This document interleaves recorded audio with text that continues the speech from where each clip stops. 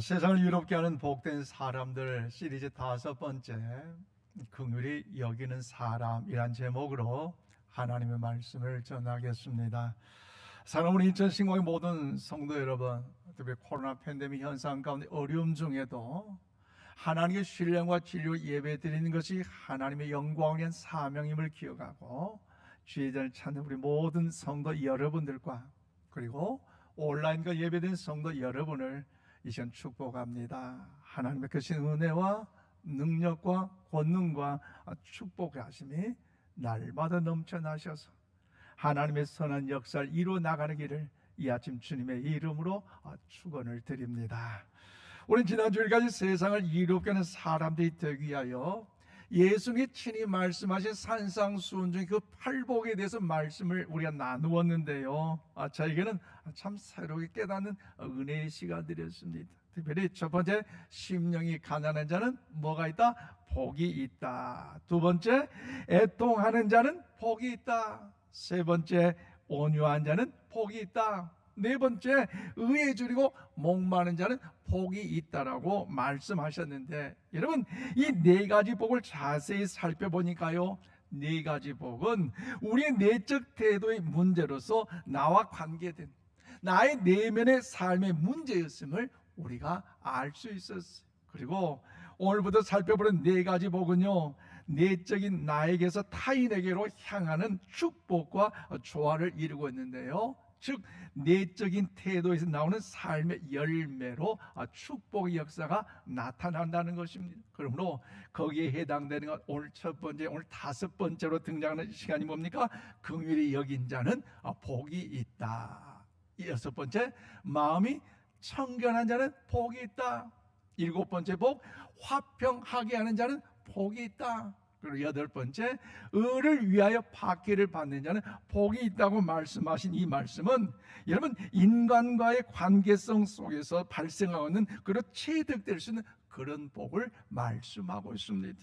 즉 올 저와 이런 환란한 코로나 팬데믹 시대에서도 세상 사람들은 취하고 자빠지고 낙심하고 좌절하고 패배 인생으로 살아갈 것이 아니라 하나님의 자녀단 그 거룩함으로 올바른 삶이 무엇인지, 또 행복한 삶으로서 영적 태도가 무엇인지 우리에게 잘 알려주고 있어요. 그러므로 오늘 그 첫 번째 그 말씀, 오늘 보면 7절 말씀 우리 다 함께 받들어 읽겠습니다. 시작.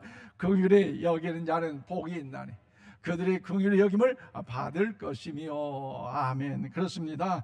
예수님이 친히 말씀하십니다. 긍휼히 여기는 자가 복이 있다고 말씀하셨어요. 즉 긍휼히 여기는 자가 복이 있나, 이것이 나로부터 누군가를 향하여 긍휼한 이 마음, 그래서 긍휼이 있어야만이 그 사람이 복이 있다고 말씀하신 것이 오늘 본문의 내용의 말씀입니다. 그러므로 사랑하는 여러분 오늘 예수님이 말씀하신 누군가를 향하여 돕는 그 긍휼의 이 말씀에 대하여 여러분은 과연 어떻게 생각을 하고 계십니까? 우리 이 세상을 살아가면서요, 얼핏 생각해 보면 누군가를 돕는 이 긍휼의 마음은요, 사실 수긍하기가 매우 어렵다는 것을 우리는 고백할 수밖에 없어요. 왜 그렇습니까? 우리가 살아가는 세상은 어떻습니까? 살벌한 세상이에요. 내가 뭔가 강해지지 않고서는요, 내가 뭔가 좀 거칠어지지 않고서는요, 환란만 이 세상에 뭔가 성공자로서, 승리자로서, 뭔가 영향력 리더자로서 살아가기는요 너무나 어려운 시대가 오늘날 이 시대이기 때문에 나로부터 남을 향한 긍휼의 마음을 갖는다는 것은 도저히 이해할 수 없는 것이에요. 그렇지만 여러분, 예수님의 이 말씀이 살아 역사하시는 진리의 말씀임을 믿으시기를 바랍니다. 왜냐하면 여러분, 지난 인류 역사를 한번 돌이켜보세요. 또 우리 주변의 인생들 여러분 돌아보세요. 그렇게 무자비하고 거친 사람들, 그 강한 자들이 어떻습니까? 다 잘 될 것 같지만 망했잖아요. 한일 로마도 망했고요, 나치 독일도 망했습니다. 독재자들의 말론이요 한결같이 그렇게 비참했어요. 그러나 예수님께서 말씀하신 것처럼 누군가를 향한 긍휼의 여기는 이 사람은요, 여러분, 약해 빠져서 처질 것만 같고 패할 것만 같고 손해볼 것만 같지만요, 여러분, 사실은 이들이야말로 하나님께서 보증해 준 행복한 인생의 사람인 줄로 믿습니다. 결단코 손해보지 않아요. 이 땅에서 손해봤다 할지라도 여러분 어떻습니까? 우리에게 영원한 그 천국이 있기 때문에 결과적으로 우리는 승리자가 된다는 사실을 믿으시기를 바랍니다. 그렇다면 사랑하는 성도 여러분, 오늘 예수님이 말씀한 긍휼을, 누군가를 향한 긍휼이 여긴다는 것은 과연 어떤 의미를 갖고 있을까요? 그리고 누군가를 향하여 긍휼을 베푸는 사람들이 과연 하나님께 어떤 복을 주실까요? 오늘 본문 말씀을 따라 그 진리를 깨닫고 이 코로나 팬데믹 어려운 이 시대에 우리 모두가 여러분 팔복의 주인공이 되심으로 인하여 예수님의 풍성한 행복의 문으로 들어가시기를 주님의 이름으로 축원을 드립니다. 그렇다면 저처럼 오늘 7절 말씀 뭔가요? 긍휼은요, 용서를 하되 불쌍한 마음이 들어서 용서하는 마음을 이야기하고 있어요. 그렇습니다.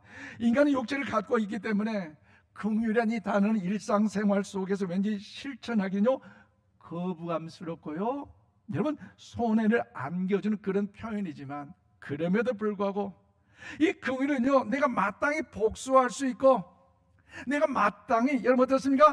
혼내줄 수 있음에도 불구하고 그 사람이 불쌍하게 여기는 그 마음이 오늘 우리에게 들기 때문에 어떻습니까? 참고 용서하는 것이 긍휼이라는 것을 주님은요 말씀하고 있습니다. 그러므로 오늘 7절에 뭐라고 말씀하십니까?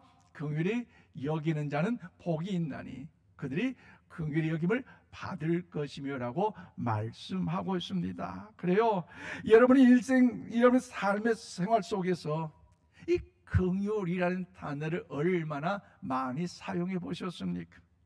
우리는요 이 긍휼이라는 단어는요 직장 생활하면서 아니면 학교에서나 또 세상 속에서 그렇게 많이 사용해 보는 단어는 아닐 것이에요.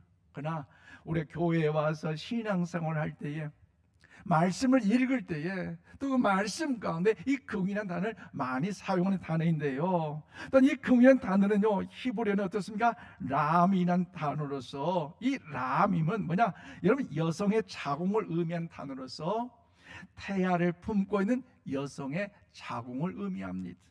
그래서 어머니는 태주를 통해서 태아에게 모든 좋은 것을 주고 싶어하는, 공급하는 것처럼 연민과 사랑을 가지고 아낌없이 최선을 다하는 그 돌봄, 최선을 다하는 그 노력을 여러분 의미하고 있어요.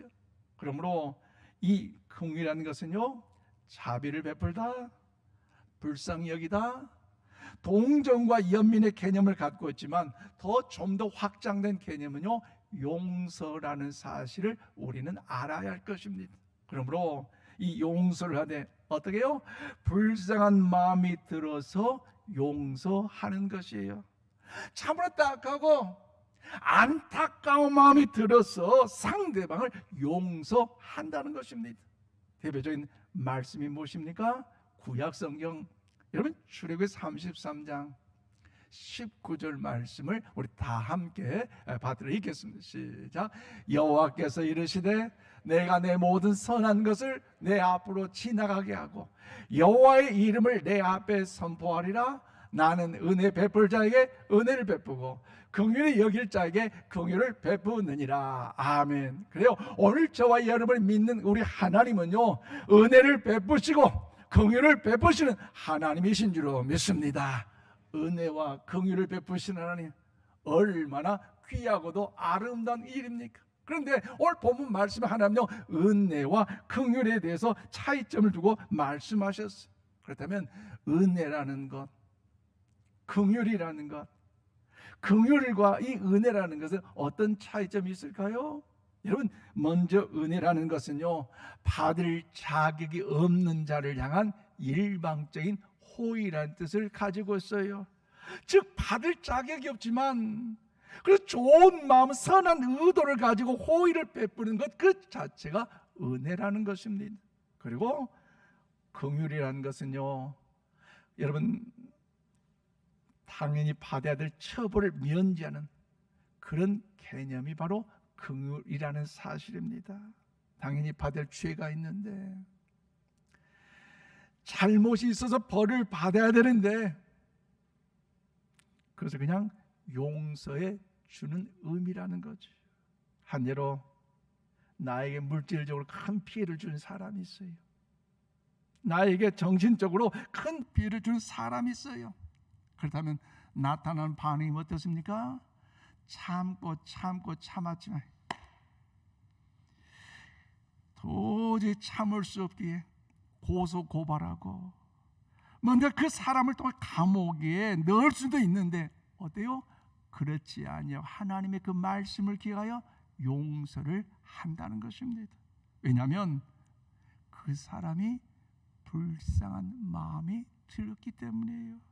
처음에는 굉장히 밉고요, 속상했지만요, 상황을 들여다보니까 얼마나 참으로 불쌍한 영혼이고 불쌍한 사람인지, 그래서 처벌을 할 수 있지만 용서하는 것, 동정심을 갖고 용서를 베푸는 것, 그것이 바로 긍휼의 개념임을 잊지 마시기를 바랍니다. 그러므로 이런 긍휼이라는 것은요, 우리 일상생활에서 실천하기는요 너무나 어렵고 힘들지만, 그럼에도 중요한 것이 예수님은요 우리에게 가르쳐 주시고 반복해서 강조하셨어요. 2번 반복하셨네. 오늘 7절 말씀 우리 다 함께 읽겠습니다. 7절 시작.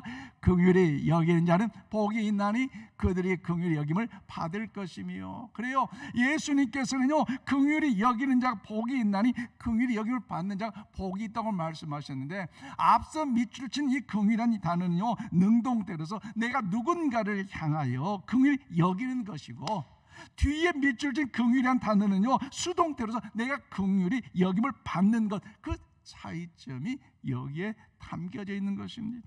즉 앞부분의 긍휼은요 나의 역량 속에서 베풀 수 있는 긍휼이라면, 뒤에 있는 긍휼은요 하나님의 계획과 하나님의 섭리를 통하여 그 역량 속에 베풀 수 있는 긍휼로서 어마어마한 차이가 있다는 사실을 여러분 기억하시고 하나님이 찾으신 긍휼의 주인공이 되시기를 오늘 이 아침 주님의 이름으로 축원을 드립니다.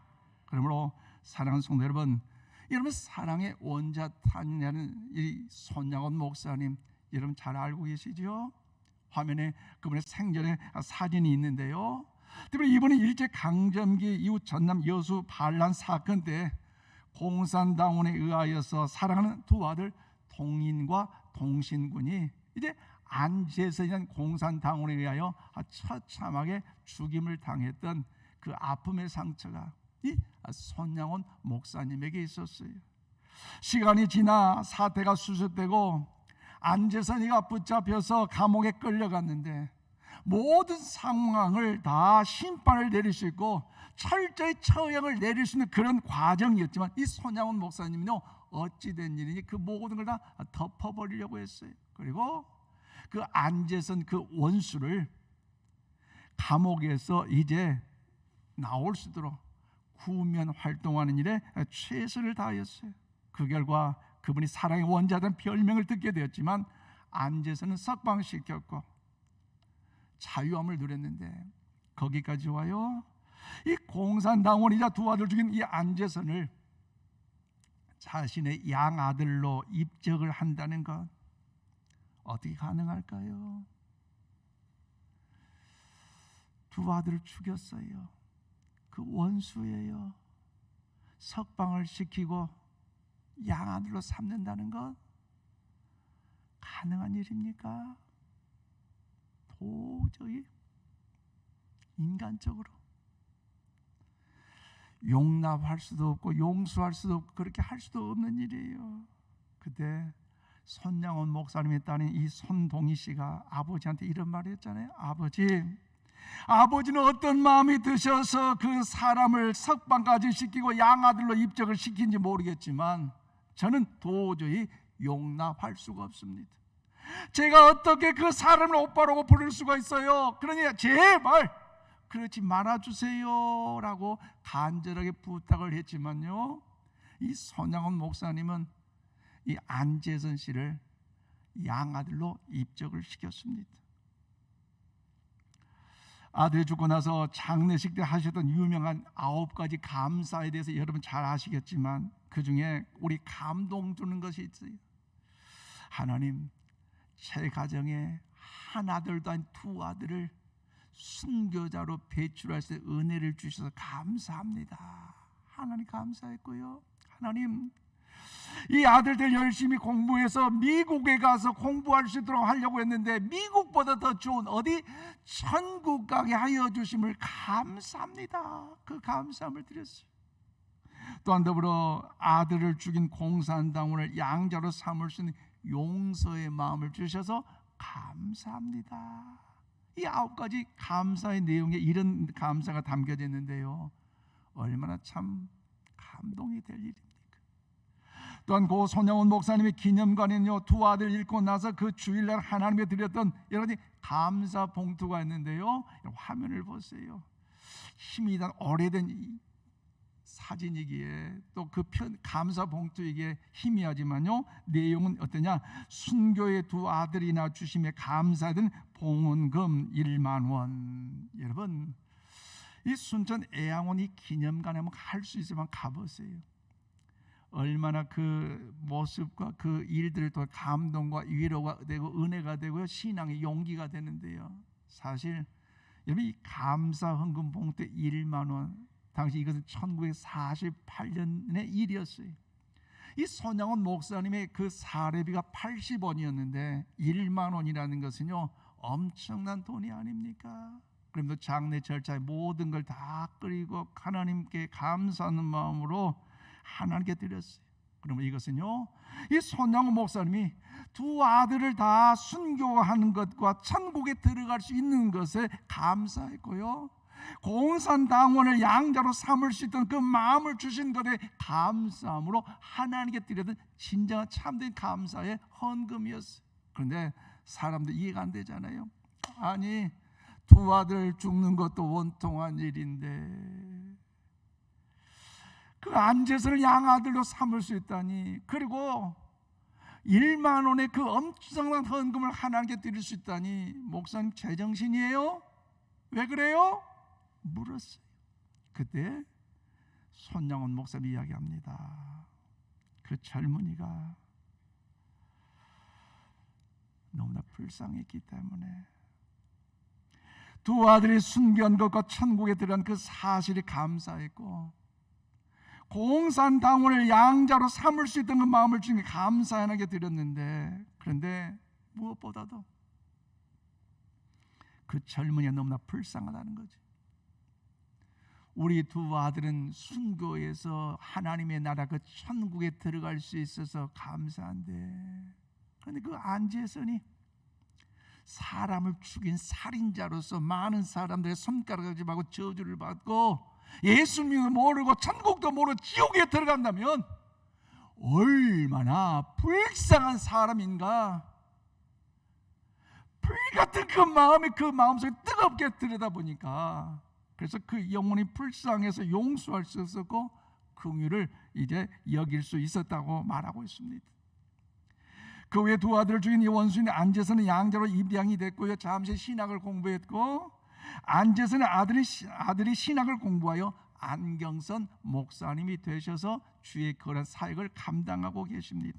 여러분, 이것이 긍휼히 여기는 가장 전형적인 모델과 같은 믿음의 아름다운 이야기 아니겠습니까? 그러므로 오늘 우리 모두가 기억해야 할 것, 긍휼의 주인공이 되기를 힘써 보시기를 바랍니다. 그 마음을 담아서 야고보서 2장 13절 말씀 우리 다 함께 받들이겠습니다. 시작. 긍휼을 행하지 아니하는 자에게는 긍휼 없는 심판이 있으리라. 긍휼은 심판을 이기고 자랑하느니라. 아멘. 그렇습니다. 분명히 처벌할 기회가 있고 분명히 원수를 갚을 수 있는 그런 상황에 놓여 있지만 그것을 불쌍히 여기면서 용서하는 것, 그 사람에게 다시 한번 생명의 기회를 주고 살 수 있도록 소망의 기회를 주는 것이 예수님께 친히 말씀하신 팔복의 긍휼입니다. 그러므로 사랑하는 성도 여러분, 오늘 코로나 팬데믹 시대 속에서도 너무나 불안한 가운데 두려워하지 마시고, 여러분, 내가 마땅히 복수할 수 있고 내가 마땅히 혼낼 수 있는 그런 상황이 있음에도 불구하고 그래서 하나님께 맡기세요. 우리 한번 옆에 축복합시다. 하나님께 맡겨버립시다. 하나님께 맡기세요. 그리고 하나님의 뜻을 따라 그것을 참고 용서함으로 세상의 소금과 빛의 역할을 감당하여 하나님의 영광을 드러낸 우리 모두가 다 될 수 있기를 이 아침 주님의 이름으로 축원을 드립니다. 더 나아가 긍휼히 여김을 받은 자에게 어떤 복이 임합니까? 두 번째로 7절 말씀 보니까요, 긍휼히 여기는 자에게는요 긍휼히 여김을 받는 복을 받습니다.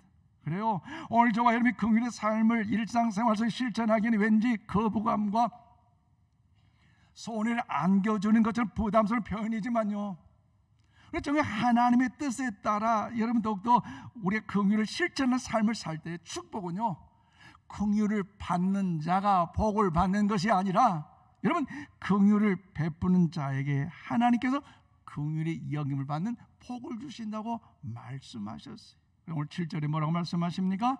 긍휼히 여긴 자는 복이 있나니 그들의 긍휼히 여김을 받을 것이니요.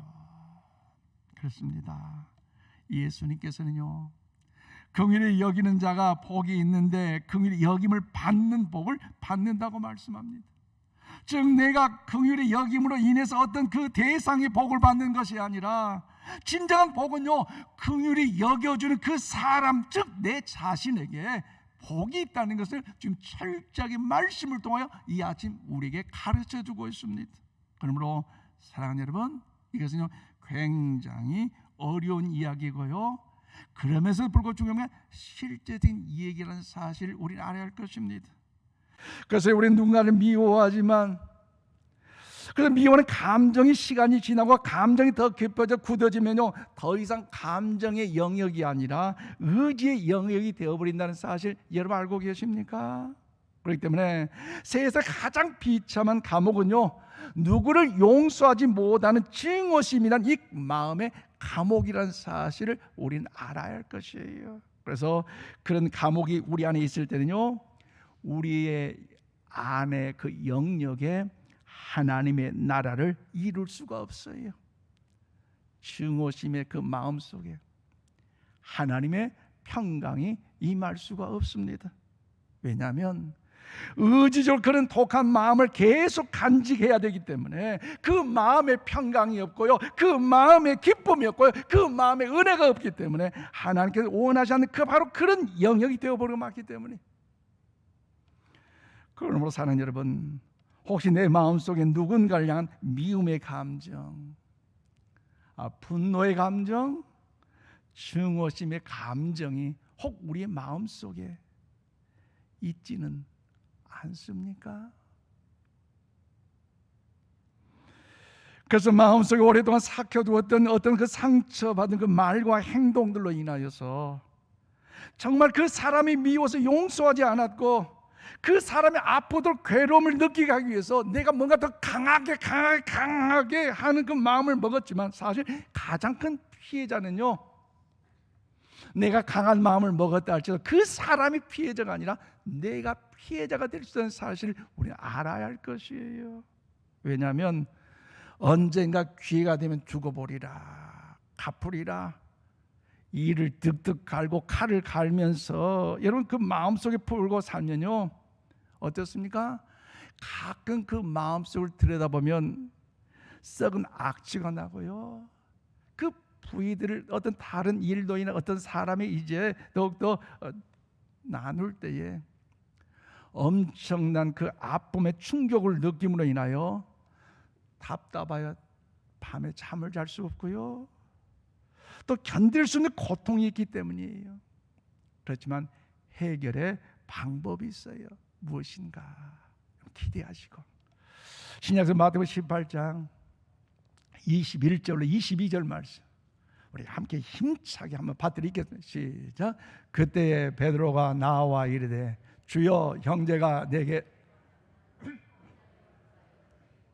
7번까지 하오리까? 예수께서 이르시되 내게 이르노니 7번뿐만 아니라 7번을 70번까지라도 할지니라. 아멘. 그렇습니다. 예수님 형제가 잘못했을 때 예수님께서는요 70번씩 7번이라도 용서하라고 말씀하셨어요. 그 형제를 위해서 용서하는 것이 아니라 힘들어 내 자신을 위해서 그 모습이 안타깝기 때문에 안쓰러우니까 내가 용서하라는 것입니다. 왜냐하면 나의 내면의 삶 속에 칼을 여러분들도 내버려 던지지 않고 칼을 간직하고 있다면 여러분 내가 다칠 수밖에 없습니다. 그런데 그 상황을 생각하면요 어떻습니까? 나는 너무너무 화가 나고요 속상한데 잘못한 적도 없는데 실수한 적도 없는데 억울한데 일방적인 폭언과 더불어 폭행을 당했는데 어찌 하나님 용서하라고요? 어떻게 하나님 내 마음 내 생각도 모르시고 용서한다고요? 따지고 싶지만 그때 주님께서 말씀합니다. 내가 누구 때문에 십자가에 못 박혀 죽었는지 아니? 내가 누구 때문에 무지무지한 채찍을 당했는지 너는 아느냐? 손과 발의 못을 박혔고 조롱과 멸시와 침몰 때문에 내가 당했는데 내가 무엇 때문에 그랬는지 너는 아느냐? 나는 너를 그리고 너희를 용서했는데 사실 너는 용서할 수 없겠니? 내가 너희의 허물을 덮어주기 위하여 죽기까지 십자가 달려 희생했는데 너는 그것을 알고 있느냐? 주님은요 세미한 음성으로 이 아침 우리에게 말씀하고 있습니다. 그러므로 사랑하는 성도 여러분, 내 마음의 긍휼히 여길 수 있는 마음이 없고 내 마음에 여러 가지 상처로 인한 용서치 않는 그런 마음을 가지고 어떻게 예수님의 말씀하신 그 팔복의 주인공이 되고자 6번째 복인 마음이 청결한 자, 7번째 복인 화평케 하는 자가 되게 해달라고 우리가 감히 하나님께 기도할 수 있겠습니까? 우리 예수님께서는요 용서가 그렇게 절대적으로 쉽기 때문에 너희들 그렇게 용서하는 긍휼의 마음을 이야기하는 것이 아니에요. 우리 예수님 잘 아시고 이 긍휼의 이 용서의 마음을 아시기 때문에 중요하기 때문에 우리 이같이 말씀하며 권면하고 있습니다. 그러므로 예수님께서 너희가 무겁고 두텁던 그 문빗장을 두르고 있는 그 마음의 감정이 아니라 예수님께서 친히 십자가에 죽게 용서한 그 긍휼을 베푸신 것처럼 하나님의 자녀된 한 사람이 우리 인천 신고의 모든 성도 한 사람이 여러분 의지적으로 한번 풀어보라는 것입니다. 의지적으로. 왜? 주님께서 십자가에 다 용서하셨기 때문에. 그 말씀을 믿는다면 오늘 여러분 마태복음 6장 14절로 15절 말씀을 우리 함께 받들어 읽겠습니다. 시작. 너희가 사람의 잘못을 용서하면 너희 하늘 아버지께서 너희 잘못을 용서하시려니와 너희가 사람의 잘못을 용서하지 아니하면 너희 아버지께서도 너희 잘못을 용서하지 아니하시리라. 아멘. 그렇습니다. 우리 예수님께서는 무엇보다도 우리가 긍휼히 여길 줄 아는 사람이 되기를 원하고 계세요. 우리 한 사람 한 사람이 여러분들도 긍휼과 용서의 사람이 되기를요 우리 주님은 간절히 원하고 계십니다. 왜냐하면 우리 긍휼을 실천해 살아갈 때 내가 살고요 그렇게 하면 살아갈 때 내가 복 있는 사람이 되기 때문입니다. 말씀했습니다. 사랑하는 우리 인천 신구한 가족 여러분, 아직 끝나지 않는 코로나 팬데믹 시대에 얼마나 힘들고 답답하고 어렵습니까? 그러나 오늘 저와 여러분이 팔복의 주인공이 되시기를 야준 주님의 이름으로 축원드립니다. 축원합니다. 그래서 여러분 여기까지 하나님께 인도하셨기에 저와 여러분이 누군가를 향하여 불쌍히 여기는 마음이 들어 긍휼히 여길 때 하나님도 더 큰 은혜와 더 큰 축복으로 우리 가운데 긍휼히 여겨 주실 줄로 믿습니다. 또한 우리가 누군가를 향해 불쌍한 마음이 들어서 긍휼히 여긴다는 것은요 하나님이 우리에게 주신 엄청난 축복이며 선물임을 믿고 금번 한 주간에도 가정에서 긍휼히 여겨주는 자, 직장과 일터와 사업장에서도 하나님의 자녀답게 긍휼을 여김을 베푸는 자, 특별히 우리 교회 안에서도, 우리 구역장님들, 우리 인도자님들, 우리 여러분 나갔잖아요. 이 코로나 팬데믹 시대에 얼마나 어려운 가운데 있습니까? 따뜻한 전화의 위로의 한마디, 그 긍휼을 실천함으로 인해서 여러분 긍휼의 여김을 힘쓰므로 세상을 이롭게 하는 하나님의 복된 사람들 되시기를 주님의 이름으로 축원드립니다. 기도합시다. 하나님 감사합니다.